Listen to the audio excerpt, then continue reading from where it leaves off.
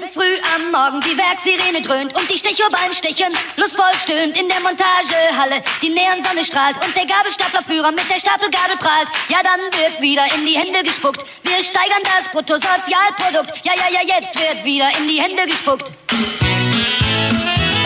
Die Krankenschwester kriegt einen Riesenschreck. Schon wieder ist ein Kranker weg. Sie amputierten ihm sein letztes Bein und jetzt kniet er sich wieder mächtig rein. Ja, jetzt wird wieder in die Hände gespuckt. Wir steigern das Bruttosozialprodukt. Ja, jetzt wird wieder in die Hände gespuckt. Wenn sich Opa am Sonntag auf sein Fahrrad schwingt und heimlich in die Fabrik eindringt,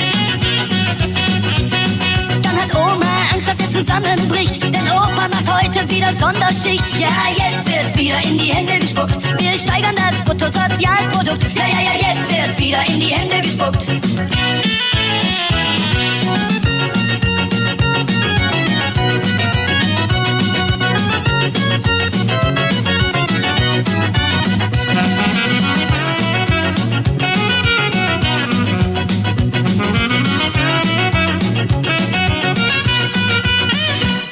An Weihnachten liegen alle rum und sagen puh. Der Abfalleimer geht schon nicht mehr zu.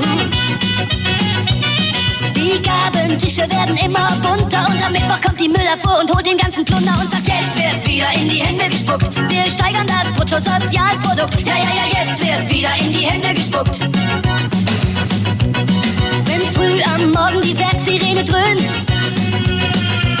und die Stechuhr beim Stechen lustvoll stöhnt, dann hat eine nach dem anderen die Arbeitshut gepackt und jetzt singen sie zusammen im Arbeitstakt. Tak, tak, tak, tak, tak, tak. Ja, jetzt wird wieder in die Hände gespuckt. Wir steigern das Bruttosozialprodukt. Ja, jetzt wird wieder in die Hände gespuckt. Wir steigern das Bruttosozialprodukt. Ja, jetzt wird wieder in die Hände gespuckt. Wir steigern das Bruttosozialprodukt. Ja, jetzt wird wieder in die Hände gespuckt.